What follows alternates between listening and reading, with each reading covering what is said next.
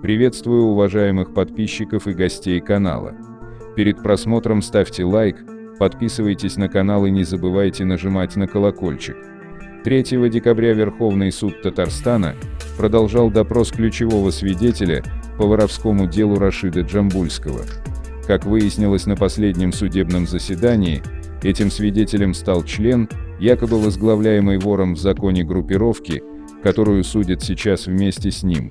Свидетель, заключивший досудебное соглашение и уйдя на особый порядок, оказался крайне словоохотливым в отношении бывших товарищей. Высшие – это воры. Потом идут бродяги, мужики, смотрящие – красные. Положенец – это ставленник вора, а смотрящего же назначает группировка города. Положенец и смотрящий – это два разных человека. Причем положенец выше объяснял в суде тонкости преступной иерархии, один из ключевых свидетелей по делу вора, в законе Рашида Хачатряна, известного также под именем Рашида Оренбургского или Джамбульского. По воровскому делу, напомним, вместе с ним проходят еще 9 человек, это бывшие участники так называемой ОПГ «Татаринские», некогда наводившие страх на Чистопольский район: Руслан Гайфуллин, Олег Геворкян, Денис Горбунов, Алексей Григорьев, Айрат Камалов, Павел Кукарин, Денис Порошенко, Фарид Сафин и Ильфат Хайрудинов. На последнем судебном слушании выяснилось, что среди их предполагаемых соратников есть еще один, Данил Чекуров по прозвищу Мякиш или Мягкий, находящийся по другую от всех сторону стеклянной клетки.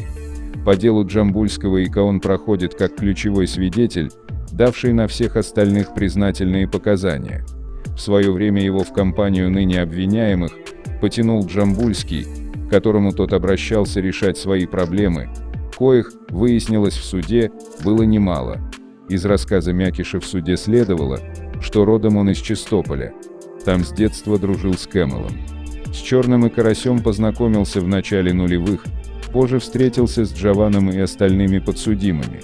Все якобы были объединены узами одной чистопольской группировки, татаринские, промышлявшие вымогательствами, разбоями и прочим. Когда все выросли, пути многих из них разошлись по местам, не столь отдаленным. Мякиш в общей сложности отсидел более 11 лет. На свободе оказался в июне 2018 года, как раз в тот момент, когда разворачиваются основные эпизоды воровского дела. У меня были проблемы лагерные в тюрьме. Мы приехали к Рашиду решать эту проблему в Оренбург с Гайфуллиным. Они вместе отбывали наказание когда-то. Статус Рашида всем известен – вор. Там и Камалов был, и другие, и некий адвокат из Чистополя Айрат Вжик давал показания в суде Чекуров. По его словам, Джамбульский тогда находился на базе отдыха. Именно туда за стол и приехали татаринские решать проблему Мякиша. Есть черная и красная масти. К черной масти относятся те, кто поддерживает воровские традиции. Красная масть – те, кто поддерживает администрацию колонии. Еще ниже – обиженные. Я был красной масти, делился своими злоключениями Мякиш. Стал я таким со временем. В Нижнем Новгороде в колонии я был завхозом. На мужиков, то есть на порядочный люд, я распускал руки. Бил их в общем от имени администрации. Этого делать мне не положено, так как я красный. После выхода Чекурову стали звонить представители различных группировок с угрозами и допросами, мол, зачем мужиков бил, только, разумеется, в более грубой форме. Мякишу пришлось обратиться к друзьям, которые имели прямой выход на авторитетного Джамбульского. Проблему его решили быстро, заодно предложив поработать вместе с остальными предполагаемыми членами группировки, которой, по словам самого Чекурова, руководил Джамбульский. Когда вы поняли, что ничего не решилось, поинтересовался один из подсудимых у Мякиша. А когда вы меня монтажками избили? Тогда я и понял, что он решился ненормально. Когда меня избивали, присутствовали Гайфуллин, Камалов, Геворкян. Что вы от меня хотите? Вы из меня говно сделали сами, объяснялся Мякиш перед подсудимыми за свою сделку со следствием. По его словам, Помимо Джамбульского, которому отдельно вменяют статью 210.1 Уголовный кодекс Российской Федерации, занятие высшего положения в преступной иерархии, остальные якобы также имели криминальные статусы. Камалова хотели сделать положенцем по Чистополю. Гайфуллин до 9-летнего срока уже был положенцем по городу. Но его никто не разгружал. Сам Гайфуллин, может быть, хотел отойти от всего, а Камалов должен встать на его место. Такие разговоры были. Как в итоге стало, я не знаю, заявлял свидетель. «Сколько раз меня ты видел?» – полюбопытствовал в суде сам Джамбульский у Мякиша. Тот пояснил, что видел один раз, когда решал свою проблему. Чекуров подробно рассказал в суде о преступлениях, свидетелем которых он стал непосредственно.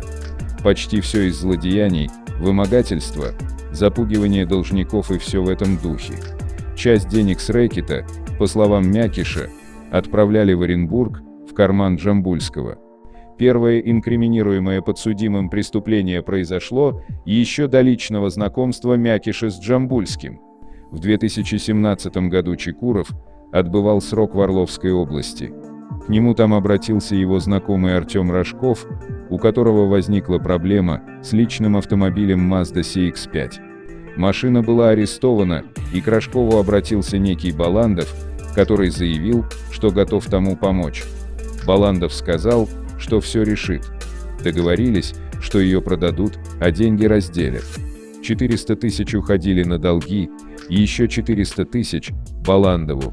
170 тысяч он вложил в решение проблемы. Остальные 230 тысяч мы у него вымогали, заявил Мякиш. Через год Чекуров освободился, попал под крыло Джамбульского. По-новому собранные члены предполагаемой банды к тому времени уже вооружились. Со слов Мякиша, у них был тайник в одном из чистопольских СНТ. Там под землей и досками лежали пистолеты, гранаты, патроны, тротил. Гранату Чекуров частенько брал с собой, мол, для самообороны, как он сам объяснял в суде. Спустя некоторое время у татаринских появилось место сбора, квартира одного из членов группировки. Там они собирались и обсуждали, с кого можно получить прибыль, то есть выбить деньги. Искали коммерсантов, рассматривали любые предложения. Основным доходом было вымогательство денег у коммерсантов, а также выбивание долгов, пояснял Мякиш на допросе. Делюгу обсуждали на квартире их знакомого по прозвищу Лисенок, который во время своих командировок оставлял ключи банде. Осенью 2018 года Мякиш узнал, что предприниматели Ленар Камалов и Рафаэль Хабибулин открыли пилораму в Белярском районе. Впоследствии бизнесмены поругались, а их бизнес разорился. В октябре 2018 года у Лисенка дома Мякиш всем рассказал об этом. Кроме того, все знали, что Камалов богат, ездит на дорогих машинах, владеет кондитерской. «Мы решили его подмять под себя», — говорил Чекуров. Предлогом якобы был еще и долг Камалова, который тот не покрыл перед вымогателями, этим и пытались давить. За ним организовали своего рода слежку, после чего Мякиш встретился с жертвой возле магазина «МИГ». При встрече с Камаловым тот сразу же потребовал 100 тысяч рублей. Он пытался сказать, что он ни при чем, что деньги должен Хабибулин. Я ответил, что бизнес у них общий и ему без разницы, с кого брать деньги, сказано в протоколах допроса. Камалову пригрозили, что вывезут того в лес и расправятся с ним. Бизнесмен испугался и согласился частями отдать долг. После этого Камалову названивали и спрашивали о деньгах. В итоге злоумышленники получили лишь 15 тысяч рублей, вместо оговоренных 50 тысяч первым траншем. Камалов же продолжал обещать вернуть долг.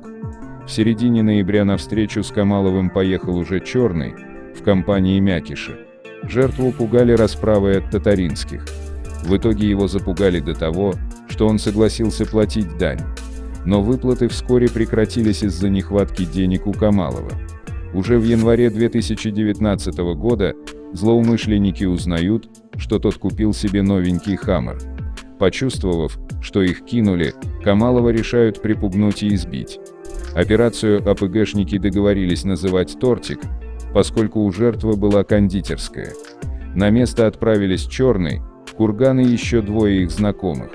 В конце января, начале февраля предполагаемые участники банды обсудили дело, выпив спиртного. В тот же день они отправились искать Камалова. Выследив того в районе частных секторов, бросились в нападение. Мякиш проткнул переднее колесо внедорожника. Чтобы жертва не уехала, Камалова достали из машины и стали избивать, требуя денег. Затем все скрылись. Подобно операции «Тортик», подсудимые, со слов Мякиша, провернули еще несколько таких дел. Сегодня допрос свидетеля должен подойти к концу. Следствие считает Мякиша ключевым в этом деле. Сам он сейчас также подсудимый, но в отдельном производстве. Недавно в Чистопольском городском суде ему запросили 9 лет общего режима. Благодаря показаниям данный срок куда ниже того, что он мог получить, не сдав своих коллег. Что с ним будет дальше, вопрос в криминальном мире риторический.